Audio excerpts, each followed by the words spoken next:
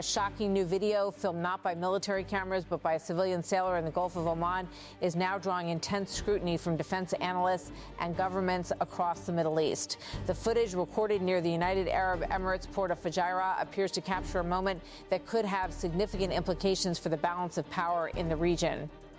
The video shows two ballistic missiles streaking across the night sky before descending toward critical oil infrastructure along the UAE coastline.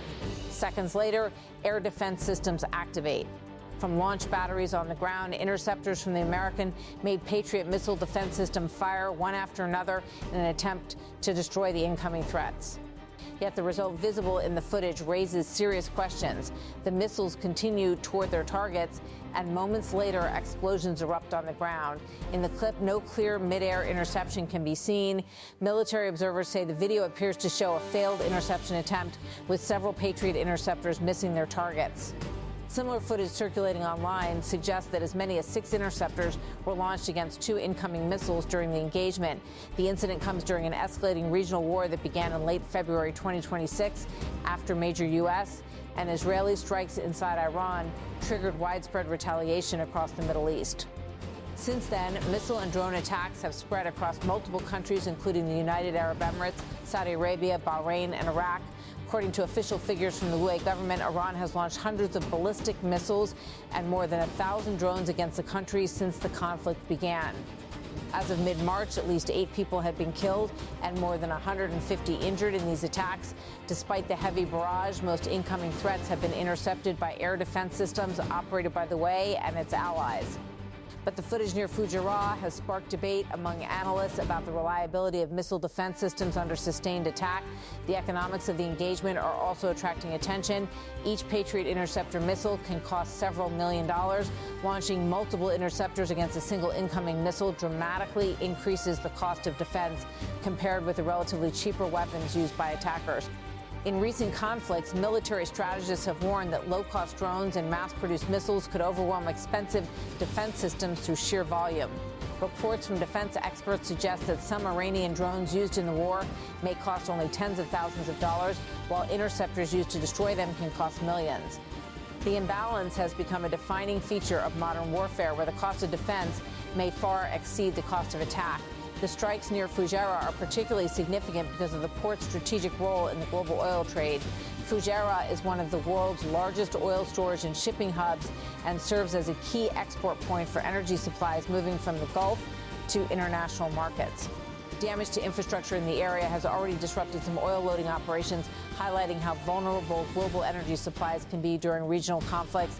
As the conflict intensifies, the war is expanding far beyond the battlefield of missiles and air defenses. Hundreds of kilometers away in Iraq, another dramatic episode unfolded inside one of the most heavily fortified diplomatic zones in the world. In Baghdad, a video released by a pro-Iranian militia appeared to show a drone flying deep inside the U.S. Embassy compound. The footage shows the drone maneuvering between buildings and passing close to an American flag flying within the complex. While the authenticity of the video cannot be independently verified, the message behind it is unmistakable. The U.S. Embassy sits within Baghdad's green zone, an area protected by multiple layers of security, blast walls, checkpoints, and air defense systems. Penetrating that perimeter would represent a significant symbolic breach. The video emerged amid a wave of attacks across the Iraqi capital. On March 17, rockets and multiple drones were launched toward the U.S. Embassy in Baghdad in one of the most intense assaults since the conflict began. Witnesses reported seeing several drones approaching the compound before the American C-RAM air defense system activated. The system intercepted at least 2 of the drones, but one reportedly struck inside the embassy complex, triggering fires and sending smoke rising above the compound. Security forces quickly moved to secure the area, sealing roads around the green zone with armored vehicles and increasing patrols throughout the district. The embassy attack was only one of several violent incidents across Baghdad during the same period. Explosions were reported overnight in multiple parts of the city as airstrikes and drone attacks hit suspected militia targets. One strike reportedly targeted a building used by an Iran-aligned group in the Jadraya district, killing at least 4 people and igniting a fire that sent thick smoke into the sky. Just hours earlier, a drone had struck the Al Rashid Hotel inside the Green Zone, a location frequently used by diplomats, foreign contractors, and international workers. Authorities later confirmed that the drone hit part of the hotel complex but caused no injuries. For many observers, a series of attacks sends a clear signal that even heavily fortified diplomatic and government sites are no longer immune from modern drone warfare. The attacks in Iraq appear closely tied to a growing cycle of retaliation between U.S. forces and Iran-aligned militias operating across the country. Recent airstrikes near the Iraq-Syria border killed several fighters linked to Iranian-backed militias, including members of the Popular Mobilization Forces. The strikes triggered threats of retaliation from armed groups that accuse the United States and its allies of targeting Iraqi territory. As tensions escalate, each attack risks provoking another. This cycle has turned Iraq into one of the most volatile arenas in the wider regional conflict. The violence in Baghdad is unfolding alongside unrest in other parts of Iraq. Demonstrations by pro-Iran groups have erupted near the Green Zone, with protesters demanding the withdrawal of U.S. forces from the country and attempting to breach security barriers around the embassy complex. The broader regional war now spans multiple countries and involves a complex web of military actors. In addition to strikes in the United Arab Emirates and Iraq, Iranian missiles and drones have targeted oil facilities and military bases in Saudi Arabia and Bahrain. In Saudi Arabia's eastern province, missile attacks damaged infrastructure near key energy facilities and caused civilian casualties. In Bahrain, attacks struck areas near the headquarters of the United States Navy's Fifth Fleet in Manama, injuring personnel and damaging buildings.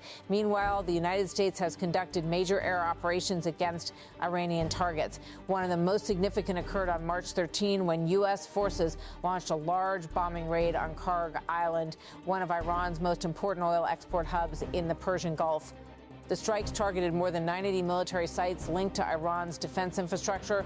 The operation marked one of the largest American attacks on Iranian territory in decades and signaled how rapidly the conflict has escalated. Across the Middle East, governments are now confronting a new reality. The war is no longer confined to isolated battlefields. Instead, it has evolved into a sprawling regional confrontation involving missiles, drones, cyber operations, and economic disruption. Energy infrastructure has become a central target. Oil fields, export terminals, and shipping routes are all vulnerable to attack, raising concerns about the stability of global energy markets. The Strait of Hormuz, one of the world's most critical maritime choke points, remains under constant tension as naval forces monitor shipping lanes and prepare for possible confrontations. For countries whose economies rely heavily on oil exports, the stakes are enormous. Iraq, for example, depends almost entirely on oil revenue to fund its government.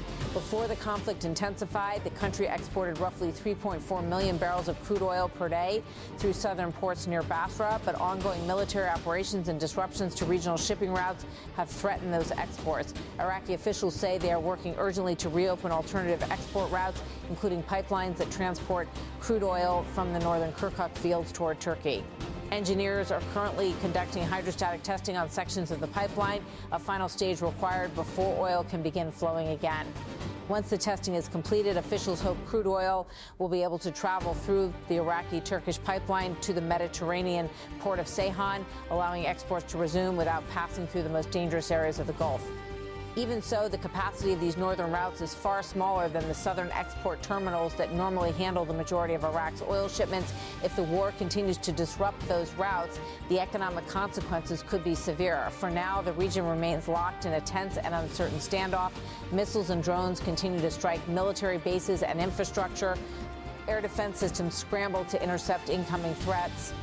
Diplomatic compounds once considered secure face new vulnerabilities from low-cost aerial weapons, and the balance between offense and defense is being tested in ways that could reshape the future of warfare in the Middle East. Whether the defensive systems deployed across the region can adapt to this new reality may ultimately determine how the conflict evolves and how long it continues. For millions of people living across the Middle East, the question is no longer whether the conflict will escalate further. It is how far it will spread before the region finally finds a path back from the brink.